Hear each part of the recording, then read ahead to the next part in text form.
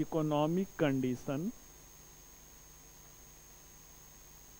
during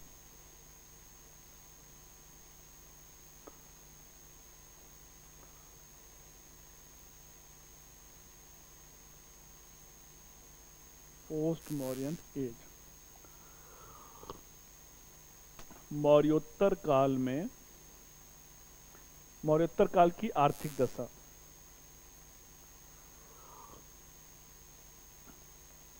एक ये map बना लीजिए आप लोग।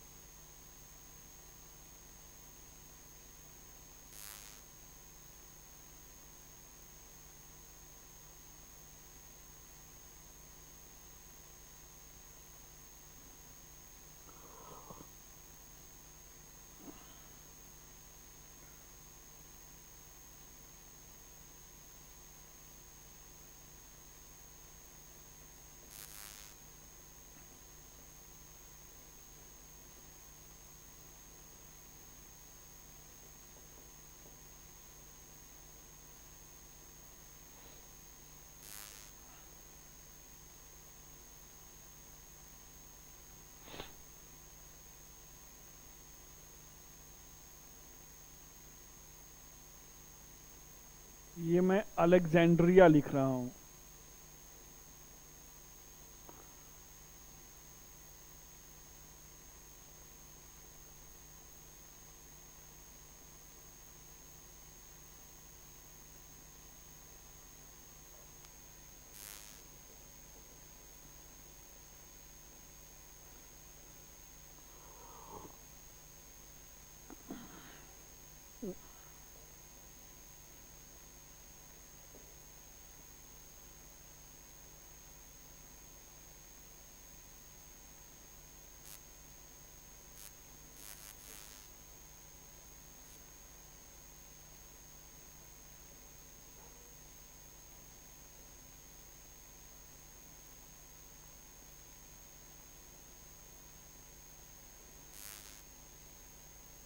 यहाँ पे मालदीव है ना।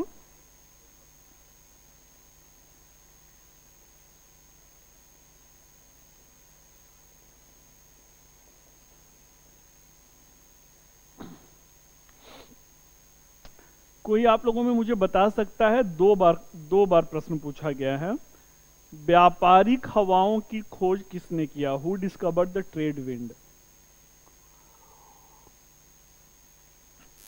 व्यापारिक हवा का मतलब समझते हैं? ट्रेड विंड का मतलब क्या होता है?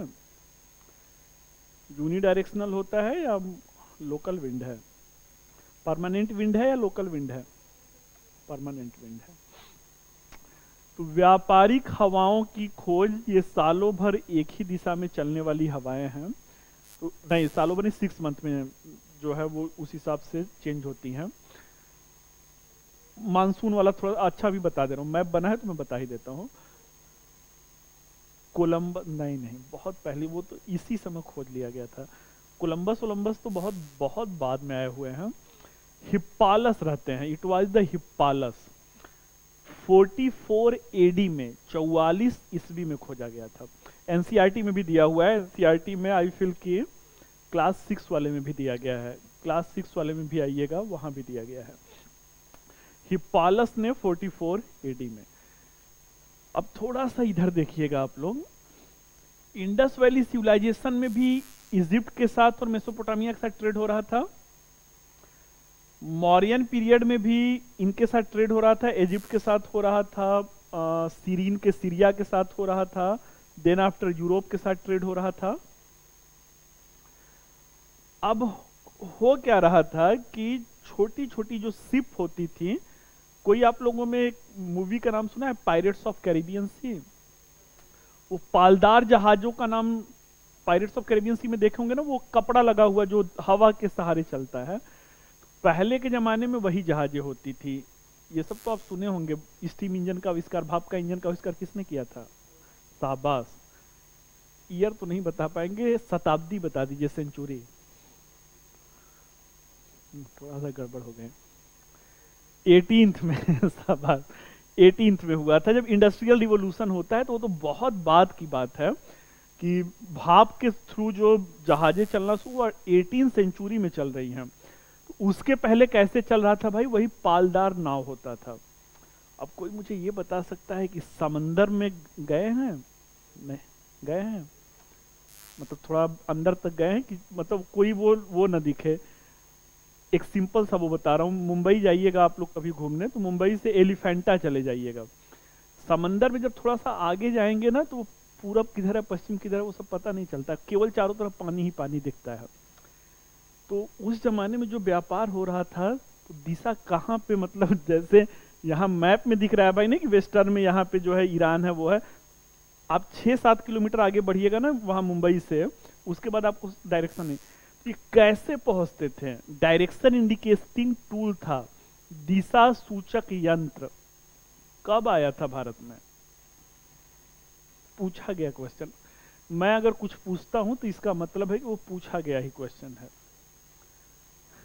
फिरोज शाह तुगलक का नाम सुने हैं? FST। तो फिरोज शाह तुगलक के समय में, फिरोज शाह तुगलक बोले तो 14वीं शताब्दी, 1351 से लेकर के 1388 ईस्वी तक उन्होंने रूल किया था।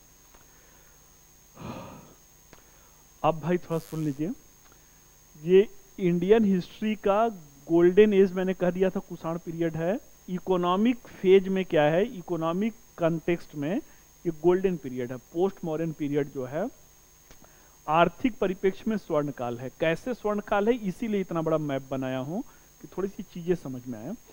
मौर्य काल तक हो क्या रहा था? देखिए, करता कोई है ना, इंजॉय कोई दूसरा। आप लोग IAS बनेंगे ना, आप लोग के बच्चों की जो जीवन होगा, कहने का अर्थ है कि इंडिया में देखिए सम्राट अशोक के बारे में बताया था ना कि वो 4-4, 5-5 हाईवे बनवाए थे।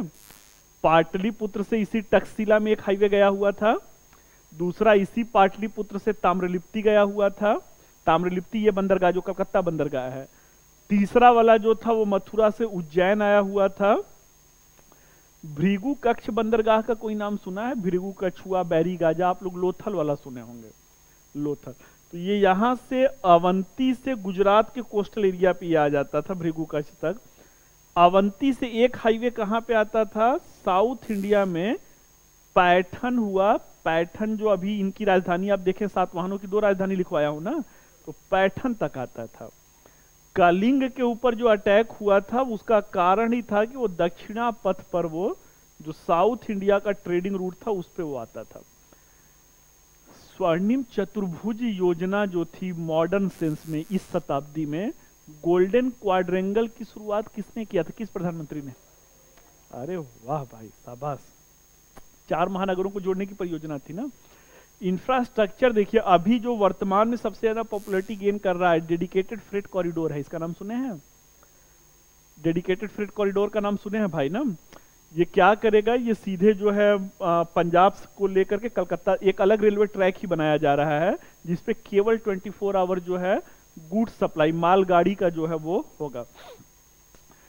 आइए भाई, तो जो इंफ्रास्ट्रक्चर डेवलपमेंट होता है ना, इंफ्रास्ट्रक्चर डेवलपमेंट से ट्रेड एंड कॉमर्स को मोबिलिटी मिलती है, मतलब उसको ज्यादा वो मिलता है। सम्राट अशोक ने किया, उसने रोडों को बनवाया ना। करता कोई है और भरता कोई है। इस पे किसने जो है बुलंद इमारत किसने खड़ी की?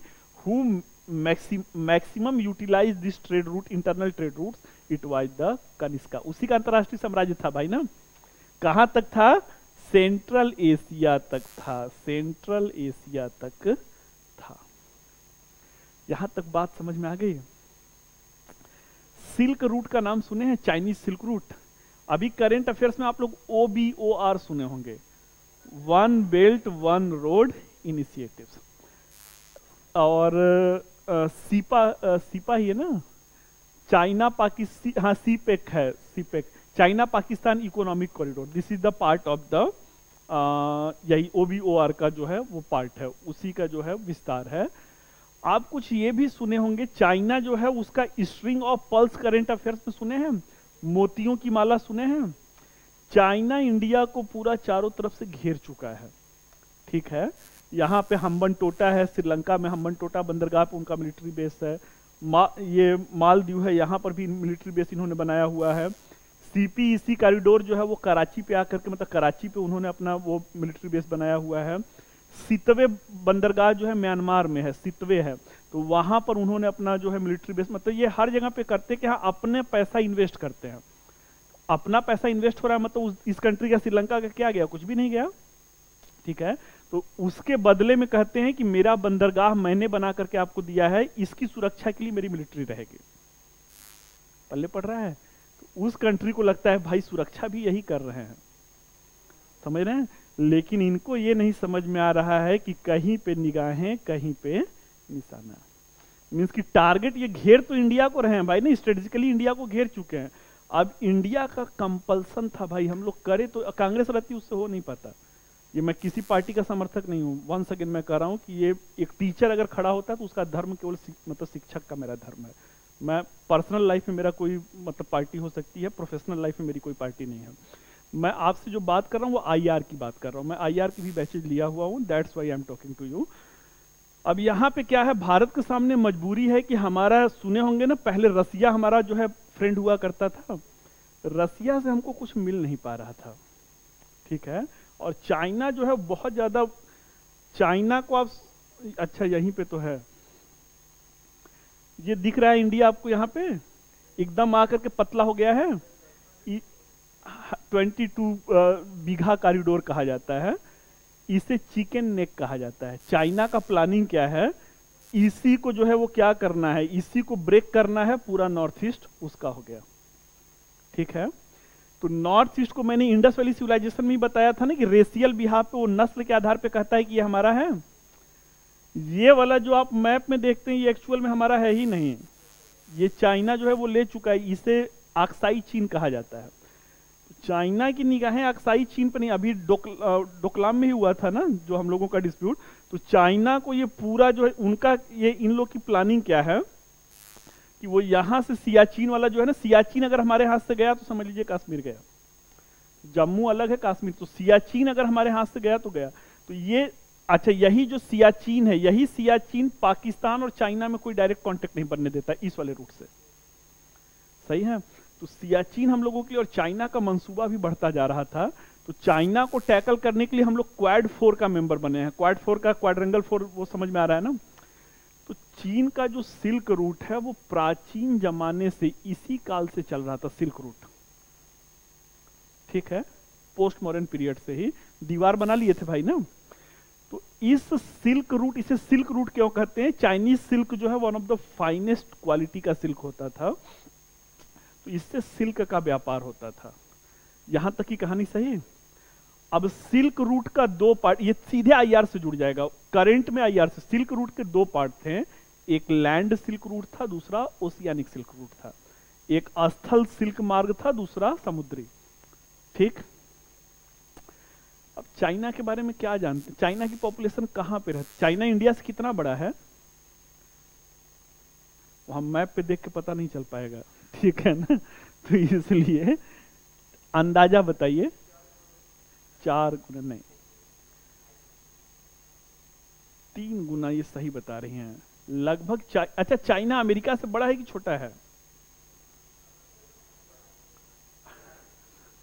कोई कह रहा है छोटा, अमेरिका से बड़ा है। गूगल करके देख लीजिए, अभी देख लीजिए, चाइना जो है अमेरिका से बड़ा है। चाइना का अपना अलग वो चलता है, इसीलिए उसका जो ओवर कॉन्फिडेंस है भाई। ये कब मानचित्र पे आए थे, अमेरिका 1492 में कोलंबस, अभी वो बोली है ना, कोलंबस ने 1492 में खोजा था भाई ना, चाइनीज सिविलाइजेशन हम लोगों के समय का है।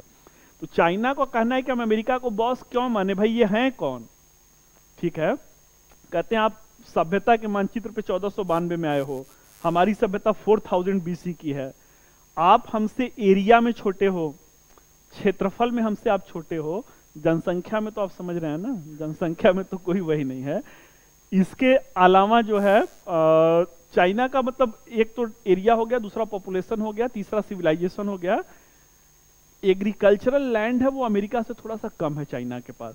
चलिए, तो वो एक अलग चाइनीज रिवोल्यूशन आप लोग को पढ़ना है। चाइना की जो पॉपुलेशन है वो कहाँ पे कंसंट्रेट करती है, वो ईस्टर्न एरिया में। चाइना का जो पॉपुलेशन है वो ये वाला एरिया जो देखेंगे यहाँ पे है, ये वाला जो वेस्टर्न पार्ट देखेंगे ये भी पार्ट में अब जनसंख्या है। ये वाला डिजर्ट, जैसे हम लोग का थार मरुस्थल है ना, वैसे ये डिजर्ट एरिया है।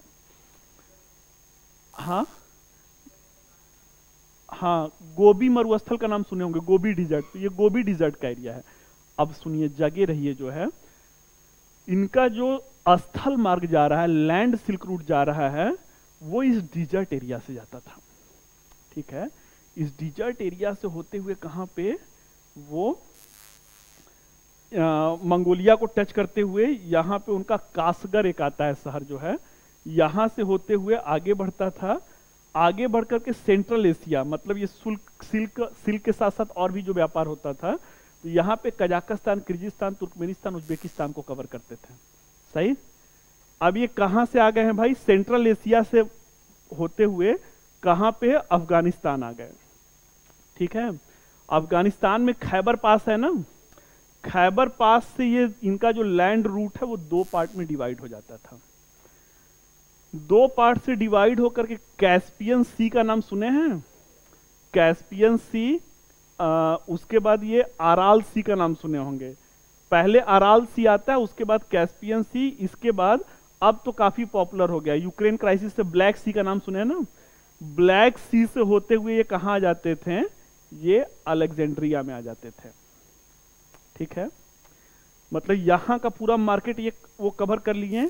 आप लोग करंट पे थोड़ा सा कमजोर हैं, कोई मुझे ये INSTC बता सकता है ये क्या है, INSTC क्या है?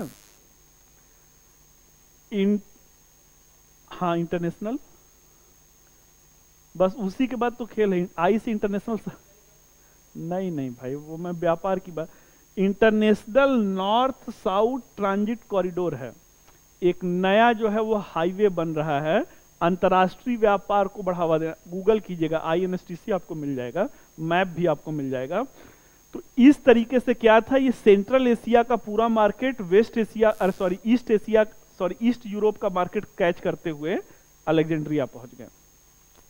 अब भाई यहां खैबर पास से क्या, खैबर पास से अफगानिस्तान, अफगानिस्तान के बाद ईरान, ईरान के बाद इराक, इराक के बाद सीरिया, सीरिया के बाद टर्की, टर्की के बाद फिर से अलेक्जेंड्रिया पहुंच गए। पूरा वेस्ट एशिया का मार्केट कवर हो गया। अब इनका जो ओशियानिक रूट है, समुद्री मार्ग है, वो यहां से चलता था, ईस्ट कोस्ट से चलता था। साउथ चाइना सी का नाम आप सुने ही हैं। वहां से जो ये फिलीपींस है, वियतनाम है, कंबोडिया है, लाओस है, म्यांमार है, उसके मार्केट को कवर करते हुए कहां पे, बे ऑफ बंगाल में आते थे। बे ऑफ बंगाल में यही वाला एरिया, इंडोनेशिया को अगर देखेंगे कहीं, देखिए उधर है, तो इंडोनेशिया वाला जो ये है, इसके मार्केट को कैच करते हुए आते थे ये सिंगापुर वाला मार्केट।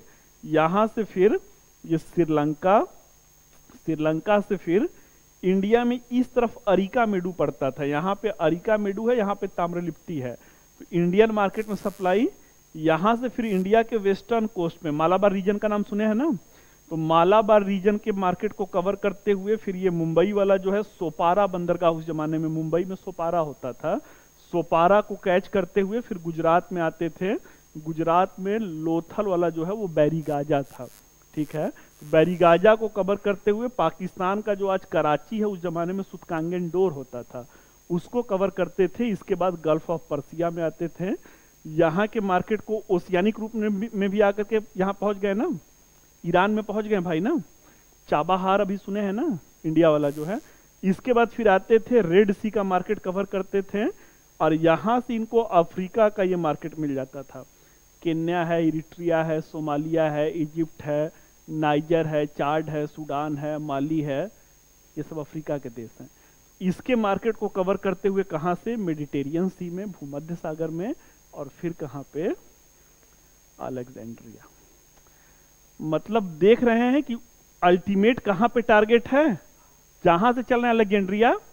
एक कविता सुने होंगे शायद, जल में उत्पत्ति जल में वास, जल में नलिनी तोर निवास। मीन्स कि कहीं से भी चल रहे हैं अलेक्जेंड्रिया। अब यहां पे एक क्वेश्चन है, कान खोल के, अलेक्जेंड्रिया उस समय विश्व का व्यापारिक चौराहा था। पल्ले पड़ा, वर्ल्ड का जो है वो ट्रेडिंग चौराहे के रूप में जो है अलेक्जेंड्रिया था। एक क्वेश्चन और सुन लीजिए, ये टक्सिला यहां पे लिखा हूं ना, टक्सिला भारत का व्यापारिक चौराहा था। तक्षशिला भारत का व्यापारिक चौराहा था।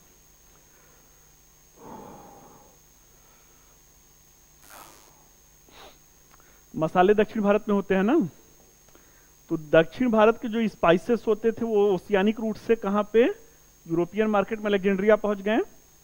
नॉर्थ इंडिया में हमारे हाथी दांत के बने हुए जो सामान है वो वर्ल्ड में उस जमाने से, मैंने मॉडर्न पीरियड में भी लिखाया हुआ है, आइवरी प्रोडक्ट जो है, तो हाथी दांत के बने हुए सामान हुआ।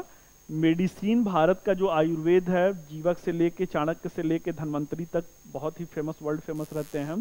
तो भारत की औषधियां हैं, भारत की जो वो है आइवरी प्रोडक्ट है, भारत का इंडियन जो स्पाइसेस है। अब कान फिर से खोल लीजिएगा, मोस्ट मोस्ट मोस्ट इंपॉर्टेंट, नील की खेती आप लोग मॉडर्न हिस्ट्री में सुने थे, इंडिगो कल्टीवेशन ना, भूल जाइए कि अंग्रेजों ने इंडिगो लाया था, इस समय भी नील की खेती होती थी, ठीक है, इस समय भी। तो नील का निर्यात इस समय होना शुरू हो गया। इसके साथ साथ भारत जो है शुरू से ही, आज भी भारत वर्ल्ड का हब है। हम लोग करते क्या हैं, गोल्ड बाहर से लाते हैं, डायमंड बाहर से लाते हैं। सूरत और मुंबई आज भी वर्ल्ड का बिगेस्ट जो है, जो इनको हीरे को काटने का या ऑर्नामेंटल मैन्युफैक्चर जो ज्वेलरी बना करके फिर वर्ल्ड को सेल कर देते हैं, ठीक है। तो उस जमाने में भी सोना और हीरा मंगाया जाता था, वहां से ऑर्नामेंटल गुड्स जो है यहां से भेजा जाता था। तो चलिए भाई, तो ये अशोक ने ये हाईवे बनवाया हुआ था, इस हाईवे से टक्सिला पहुंच गया, नॉर्थ इंडिया के सारे प्रोडक्ट टक्सिला पहुंच गए, साउथ इंडिया के ओशियानिक रूट से है। अब तक्षशिला से क्या होता था, कनिष्क का इंटरनेशनल एम्पायर था, सीधे बिना कोई रुकावट के ये सेंट्रल एशिया, और सेंट्रल एशिया से भाई भारत की धाक तब समझ में आया कि कहने का मतलब चाइना का सिल्क रूट था। कान खोल के सुनिएगा कि चाइनीज सिल्क रूट को मैक्सिमम यूटिलाइज हम लोग कर रहे थे। मैक्सिमम यूटिलाइज मींस कि भारत का जो मसाला है वो सर चढ़ के बोलता है कहां पे, यूरोप में। यूरोप में इस समय कौन सा एम्पायर था, कुछ आप लोगों में स्टूडेंटों को मैं देखता हूं कुछ कुछ नोट करते रहते हैं, बहुत अच्छी आदत है, बहुत अच्छी आदत है, क्योंकि ये सारी चीजें ना फिर बाद में भूल जाती हैं। यूरोप में द ग्रेट रोमन एम्पायर था, इस समय महान रोमन साम्राज्य था। तो ये महान रोमन साम्राज्य के किंग कौन थे, आगस्टस थे, आगस्टस थे। जरा मुझे बता दीजिए ना कि ड्रेन ऑफ वेल्थ थ्योरी किसने दिया था, दादा भाई नौरोजी ने 1866 में। तो 1866 में डेप टू इंडिया पंपलेट में उन्होंने ड्रेन ऑफ वेल्थ दिया था। ध्यान से सुनिएगा ना, समय समय की बात होती है, ये आधुनिक भारत का दौर रहता है। अंग्रेज भारत से धन को कहां लेके जा रहे हैं, यूरोपियन मार्केट में लेके चले जा रहे हैं, ड्रेन ऑफ वेल्थ भारत से हो रहा है ना। वो दौर था कि उस दौर में भाई यूरोप से नहीं, ध्यान से बस आपको वो करना है, यूरोप से नहीं पूरे वर्ल्ड से जो है वो ड्रेन ऑफ वेल्थ कहां था, वो ड्रेन ऑफ वेल्थ भारत में था। कल ही आपने देखा था मिस्र के साथ व्यापार हमारा हो रहा था ना, ईरान के साथ मॉडर्न पीरियड में भी व्यापार हो रहा था ना, चाइना से भी वो सामान आ रहे हैं, श्रीलंका से भी ड्रेन ऑफ वेल्थ हो रहा है। Means all across the country, पूरे विश्व से हमसे क्या लिया जा रहा है, मसाले हैं, हाथी दांत हैं, औषधियां हैं, और पूरे विश्व से धन का निर्यात भारत के पक्ष में हो रहा है। 3 से 4 बार, वो नाम नहीं भूलना, 3 से 4 बार ये प्रश्न पूछा गया। ये हम नहीं कह रहे हैं भाई ने कि धन का निर्यात हमारी तरफ हो रहा है, drain of wealth, it was the Pliny था। प्लीनी क्या कहता है, प्लीनी कहता है दुनिया का सोना चाहे जहां पर भी हो, वो अंतिम कब्रगाह कहां पे बनाता है, वो अंतिम कब्रगाह भारत में। मतलब दुनिया का वो कहता है कि यहाँ पे इंडिया में एक मैग्नेटिक फील्ड है, मतलब भारत में एक चुंबकीय आकर्षण है जो सारे दुनिया के सोने को अपनी तरफ अट्रैक्ट कर लेता है। और इतना हैवी ड्रेन था जो, अच्छा सोने के सिक्के, गोल्ड कॉइन्स हम लोग लेते थे, तो इतना हैवी ड्रेन ऑफ वेल्थ रहता है रोमन एम्पायर से इंडिया की तरफ कि आगस्टस ने इस ट्रेड को ही कुछ समय के लिए रोक दिया। कहा कि भाई इतना मसाला जो है डिमांड हो रहा है, सारा पैसा इंडिया की तरफ जा रहा है। ये बताया था मैंने ना। तो दिस वाज द, इसलिए भारत सोने की चिड़िया थी, ठीक है। तो उस समय तो हमारी जो जनसंख्या को एस्टिमेट किया जाता है 3-4 करोड़ हम लोग की जो पॉपुलेशन थी, आज 140। भारत माँ के जब 3-4 करोड़ बेटे थे, मतलब ओल्ड इज ऑलवेज गोल्ड है भाई। मतलब अतीत जो है ना, वो अतीत का जो गुजरा हुआ जमाना, आज 140 करोड़ भारत माँ के जो संतान है। आज हमारा ट्रेड डेफिसिट कितना है? एक साल का जो व्यापार घाटा है वो लगभग $150 बिलियन है। $150 बिलियन कह दिया तो आपको लग रहा है 150-200 रुपया का घाटा हो जाता है। ठीक है, बहुत बड़ा घाटा है। तो इंटरव्यू बोर्ड में जब आप लोग बैठे ना, तो इस तरीके से आप कुछ रेफरेंसेस दे सकते हैं, कुछ पॉसिबिलिटी दे सकते हैं कि फिर से इंडिया ग्रोन अप कर जाएगा। चलिए भाई, तो ये पूरा ट्रेड रूट हो गया। हिप्पालस ने जब व्यापारिक हवाओं की खोज किया तो उसके साथ क्या होता है, ये ओशियानिक ट्रेड और ज्यादा मोमेंटम गेन करता है। मतलब 4 से 5 गुना जो शिप रहती है, 4 to 5 टाइम्स लार्जर जो है शिप की मोबिलिटी, कहां पे? अरेबियन सी में होना शुरू हो जाता है। तो इसीलिए ये rapid drain of wealth rapid scale पे पोस्ट मॉडर्न पीरियड में होना शुरू हो गया। क्लियर है? चलिए भाई, अब हम लोग जो है इकोनॉमिक कंडीशन पे बात कर रहे थे, पूरा मैप क्लियर है। एग्रीकल्चर कर दीजिए।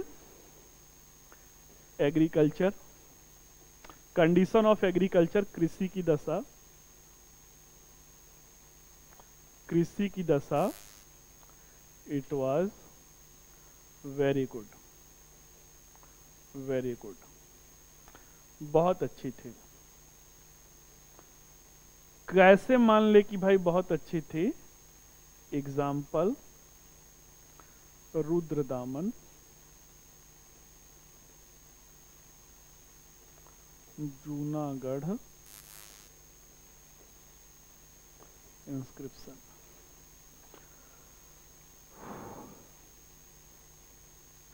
ट्रेड एंड कॉमर्स कर लीजिए। व्यापार और वाणिज्य,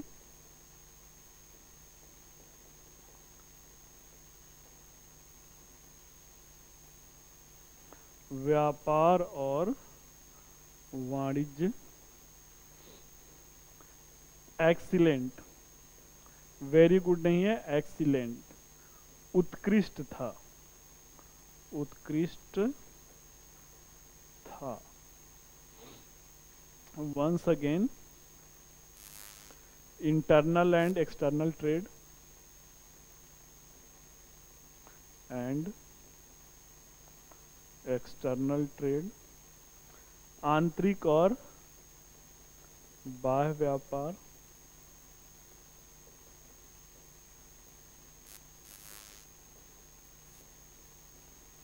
वंस अगेन कैसे?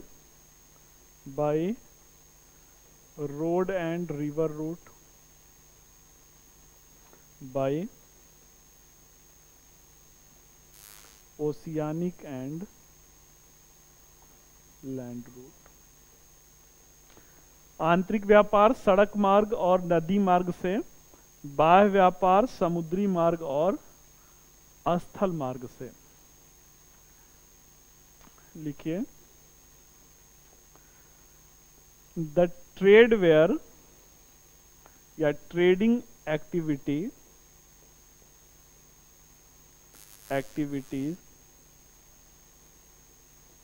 were guided by guild system,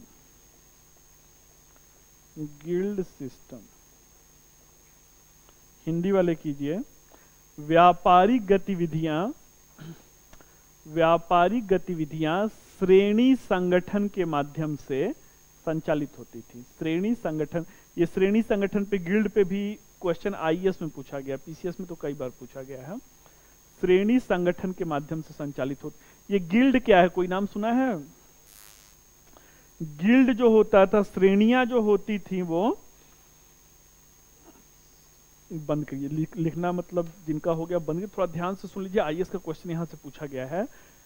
guild की जो इमरजेंस होता है, जो एग्जिस्टेंस है, वो पोस्ट मॉडर्न पीरियड में नहीं है। पहला पॉइंट मिला कि ऐसा नहीं कि श्रेणियों का जो है अस्तित्व में इस समय आई है। व्यापार किसके द्वारा हो रहा है? श्रेणी के द्वारा हो रहा है। अभी श्रेणी को आप होल्ड कीजिए कि ये है क्या, मैं बता रहा हूं। थोड़ा सा पीछे आता हूं। सरप्लस प्रोडक्शन कब होना शुरू हुआ था? आयरन के आने के बाद, मीन्स की लेटर वैदिक पीरियड में। तो लेटर वैदिक पीरियड में जब सरप्लस प्रोडक्शन होता है तो ट्रेडिंग एक्टिविटी बढ़ जाती है ना। ट्रेडिंग एक्टिविटी बढ़ने से 16 अर्बन सेंटर उभर जाते हैं, 16 महाजनपद आ जाते हैं। जब 16 महाजनपद आ जाते हैं भाई, तो फिर इंटरनल ट्रेड बढ़ जाता है ना। अब इंटरनल ट्रेड बढ़ जाता है तो ध्यान से सुनिएगा कि 16 महानगरों में व्यापार बढ़ जाता है, व्यापारिक मार्ग असुरक्षित हैं। पान सिंह तोमर का डायलॉग सुने हैं, चंबल में न जाने क्या रहते हैं, डकैत रहते हैं, क्या रहते हैं, बागी रहते हैं, समथिंग। तो व्यापारिक मार्गों पर, ये एनसीईआरटी क्लास 6 वाली एनसीईआरटी पढ़िएगा। फाहयान, फाहयान का नाम सुने हैं ना, किसके समय में आया था? वाह भाई, बहुत अच्छा, बहुत अच्छा, बियॉन्ड द एक्सपेक्टेशन। तो चंद्रगुप्त विक्रमादित्य के समय आए थे, उसने लिखा हुआ है, क्लास 6 वाले में भी है। उसको यहीं पे इलाहाबाद को उस जमाने में कड़ा कहा जाता था।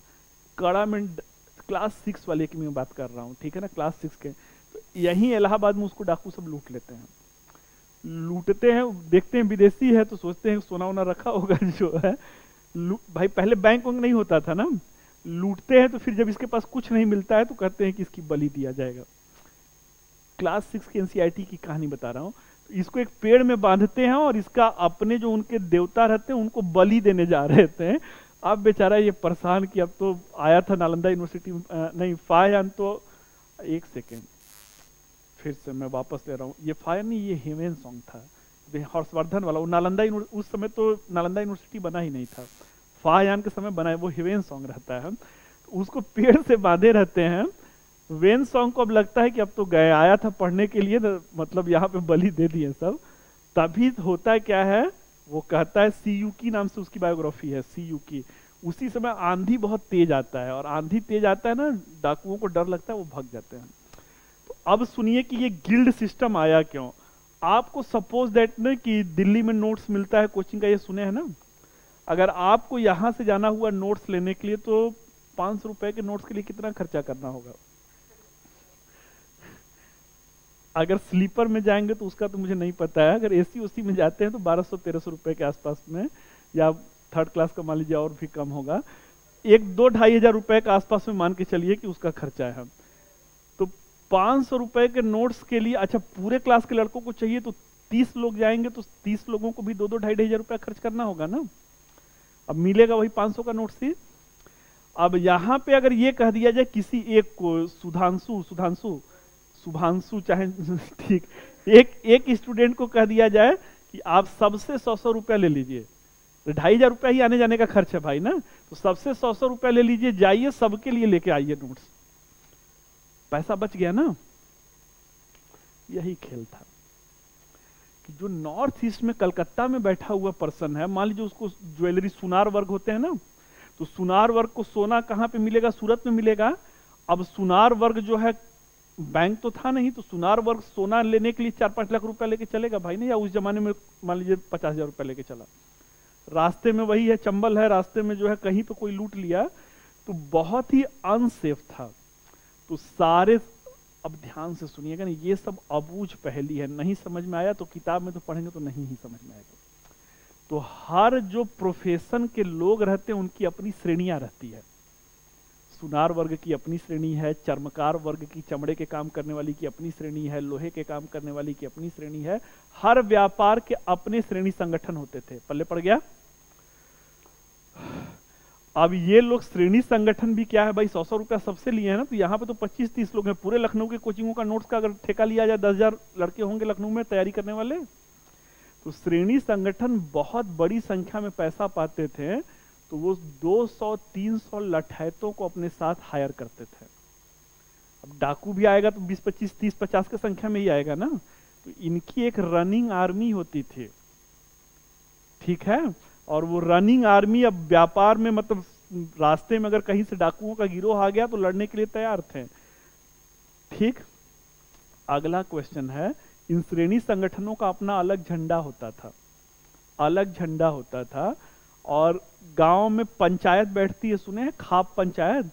तो जब इनके बीच में कोई झगड़ा होता था तो वो राजा के न्यायालय में या किसी न्यायालय में नहीं जाता था। कितनी अच्छी व्यवस्था थी कि ये लोग आपस में ही बैठ करके निर्णय कर लेते थे। मतलब ये जुडिशरी एक्टिविटी भी करते थे। सही है। अब भाई और सबसे बड़ी बात क्या थी कि जो पावरफुल श्रेणी संगठन थे वो अपने सिक्के जारी करते थे।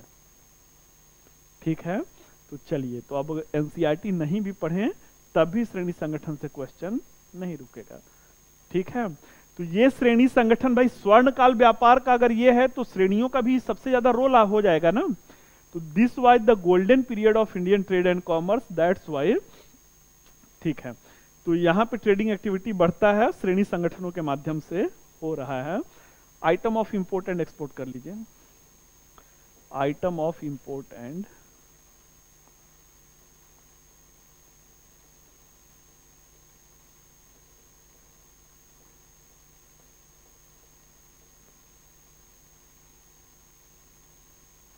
आइटम ऑफ इंपोर्ट, आयात और निर्यात की वस्तुएं। निर्यात में कर लीजिए एक्सपोर्ट में कर लीजिए spices, Indigo,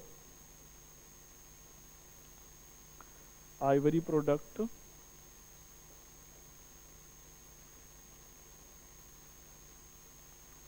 cotton, medicine, ornamental goods, ornamental goods. Hindi वाले ऑर्नामेंटल गुड्स को हिंदी में क्या कहेंगे? अलंकरण की सामग्री, अलंकरण सामग्री, स्पाइसेस मसाले, इंडिगो नील, आइवरी हाथी दांत की वस्तुएं, कॉटन मीन्स कपास, कपास, मेडिसिन मतलब आयुर्वेदिक दवाइयां। इंपोर्ट में आयात में क्या करते थे? तो आयात में प्रेसियस मेटल, प्रेसियस मेटल मतलब कीमती धातु, इसके अलावा अल्कोहल, कुछ और जो जड़ी बूटियां होती हैं वो मेडिसिन भी मंगाया जाता था, मेडिसिन। चूंकि हमारी निर्यात अर्थव्यवस्था थी, ज्यादातर हम लोग क्या करते थे? एक्सपोर्ट का काम करते थे, इसलिए इंपोर्ट में लिमिटेड मतलब सेल्फ इंडिपेंडेंट इकोनॉमी रहती है, तो मिनिमम से मिनिमम प्रोडक्ट जो है वो इंपोर्ट किया जाता था। क्वायंस कर लीजिए, क्वायंस,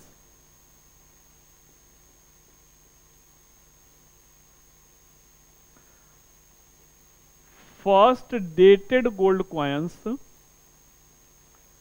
फर्स्ट डेटेड, यहां पे टर्म एंड कंडीशन लगा है, डेटेड गोल्ड क्वायंस।